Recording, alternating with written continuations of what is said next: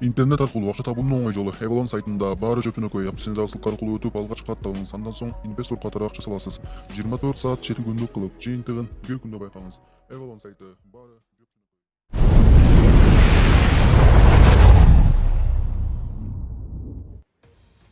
Чыган сүрөтчү Орозбек Молдобаев дүйнөдөн кайтты. Кыргызстандын маданияты орду толугу оор жоготууга учурады.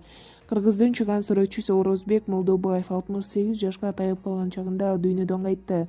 Бул тууралуу белгилүү окумуштуу жана тилчи Аттокур Жапанов социалдык тармактагы баракчасына жазып маалымдады. Маалыматка ылайык, 27 ноябрда узак убакыттан бери алышып келген оорудан улам дүйнө салган. Ыйманы саламат болсун, жакшы адам эле. Жаткан жери жайлуу, топурагы торко болсун. Алкул Осмонов атындагы республикалык сыйлыкка көрсөтүлгөн, буйругаптыр. Абдан катуу күткөн болчу, убагында ушул сыйлыгын берип койсоңор болмок, деп жазды Жапанов. Орозбек Молдобаев 1953-жылы Чүй облусунун Сокулук районуна караштуу Көн Тоо айылында жарык дүйнөгө келген. 1972-жылы Фрунзедеги Семен Чуйков атындагы көркөм сүрөт окуу жайын ийгиликтүү бүтүрүп, 1992-жылы Бөөсара Бейшеналиева атындагы Кыргыз мамлекеттик искусство институтун аяктаган. Кыргыз Республикасынын Сүрөтчүлөр союзунун мүчөсү, анын эмгектери кыргыз элинин жашоо турмушун терең чагылдырганы менен өзгөчөлөнөт. Сүрөттөгү каармандары жөнөкөй айылдык кызматкерлер.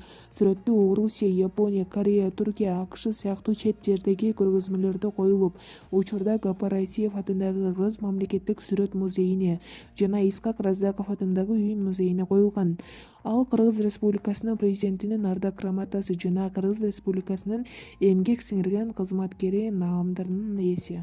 Булак Рингкейжи. Адахан Мадумаров орус тилинин макамы боюнча пикирин айтты. Бул тууралуу саясатчы өзүнүн пикирин билдирип Facebook баракчасына билдирүү калтырды. Биздин байлыгыбыз жана артыкчылыгыбыз өлкөбүздү байырлаган маданияттардын жана элдердин ар түрдүүлүгү, тилдердин ар түрдүүлүгү, адамзат мурастарынын эбегейсиз байлыгы. Мен өзүмдүн кыргыз элимди жана эне тилимди сыйлайм. Бирок сиз орус тилин билип, коргоп, сактап калууңуз керек. Биз орус тилинде эмес, бизге орус керек экендигин түшүнүшүбүз керек, деди ал. Булак Коом пресс.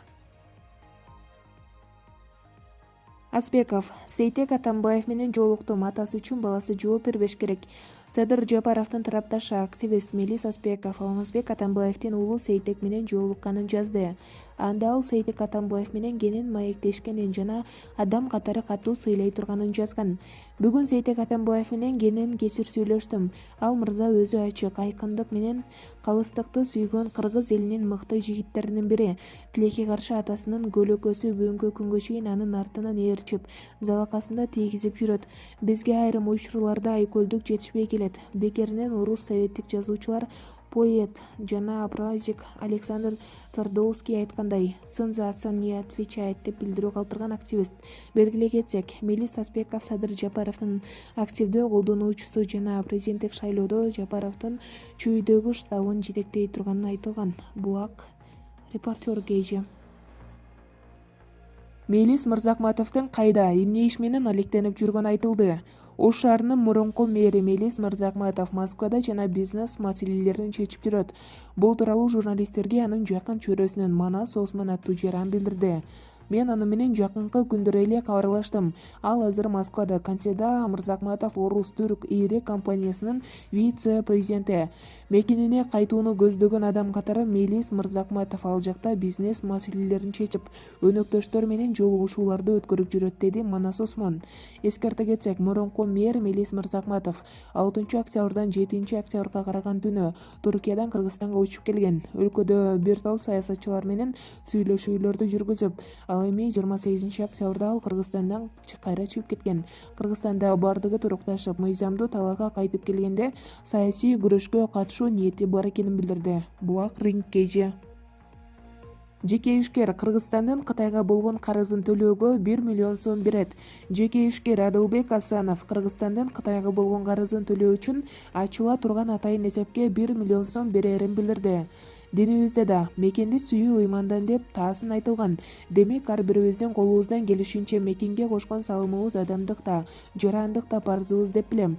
Көпчүлүктүн катарында мени да Кыргызстандын башка өлкөлөргө болгон карызы тынчсыздандырбай койбойт. Анткени биздин башка мекенибиз жок. Биз өз өлкөбүздө гана бакыт таап, өз жерибизде гана эркин жашай алабыз. Ошондуктан бир кыргыз жараны ушул өлкөдөн ырыска таап жаткан жеке ишкер катары Кыргызстандын Кытайга болгон карызын төлөө үчүн ачыла турган атайын эсепке Нурзаман курулуш компаниясынын атынан 1 миллион сом өлчөмүндөгү каражат бөлүп берүүнү чечтим, деп жазды ал кайрылуусунда. Ошондой эле Адылбек Асанов колунда мүмкүнчүлүгү бар жалпы мекендештерди өлкөнүн оор абалдан чыгышына салым кошууга чакырды. Булак компромисс. Орусиянын Госдумасынын экс-вице-спикери Кыргыз Элин Мадымаровду президенттик шайлоодо тандап алуусун айтты. Россия Федерациясынын Госдумасынын 2-4 чакырылыштарынын вице-спикери Сергей Бабурин Кыргыз элине президенттик шайлоо тууралуу кайрылуу жасады. Орусиянын экс-вице-спикери: Орусия Кыргызстандын калкынын өмүрүнө эч качан кайдыгер караган эмес. Биздин калк ар дайым жашоосун бир туугандай чын мамиледе чогуу өткөрүп келген. Эгер бир тууганыңдын үйүндө жамандык болсо, ага жардам бербестен көңүл кайрап, кайдыгер карап калуу адепсиздик. Ар бир башыбызга келген жамандыкты бирге өткөрүшүбүз керек. Биз биргеликте чындык жана акыйкаттык үчүн шайлоолордо калктын кызыкчылыгына көңүл буруп, эл калган ишеничтүү, бош сөз сүйлөбөстөн айтканын кылган башчылыкка алып келүүбүз зарыл. Биз үчүн Кыргызстандагы шайлоо эртерээк өтүп, өлкөнүн азыркы учурдагы туңгуюктан бат чыгуусу маанилүү.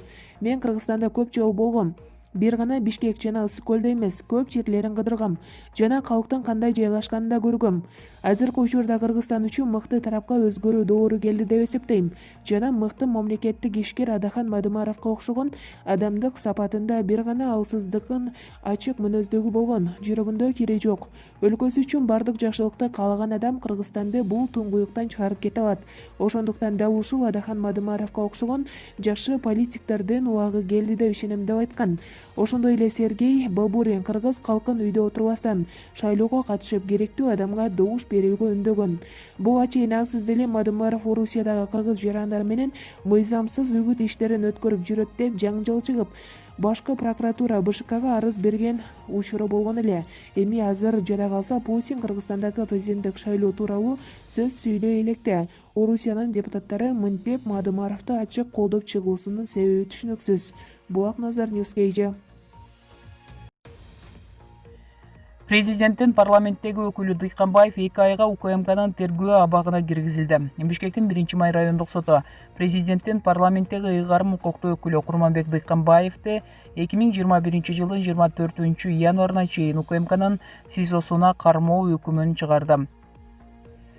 Президенттин басма сөз кызматы Дыйканбаев ээлеген кызматынан берген арызга ылайык бошотулганын билдирди. Тиешелүү жарлыкка президенттин милдетин аткаруучу Талант Мамытов кол койду.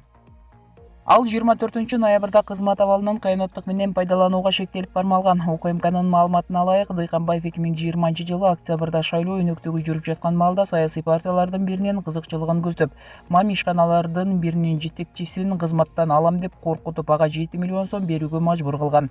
Ведомствонун маалыматына ылайык, Дыйканбаев ал акчаны шайлоо алдындагы кампанияда шайлоочулардан көп добуш алууну камсыздаш үчүн колдонгон. Курманбек Дыйканбаев президенттин жогорку кеңештеги ыйгарым укуктуу өкүлү болуп 2018 жылы дайындалган. Ал 4 октябрдагы шайлоо убагында милдетин аткарууну убактылуу токтоткон. Парламенттик шайлоого Дыйканбаев Беримдик партиясы менен барган. Беримдик шайлоого көп добушка ээ болуп, алдыңкы катарга чыккан. Бирок 6 октябрдагы шайлоонун жыйынтыгы менен макул эместердин нааразычылык акциясы Ак үйдү басып алуу менен аяктап, Борбордук шайлоо комиссиясы шайлоо жыйынтыгын жокко чыгарган. Булак Клуб KG.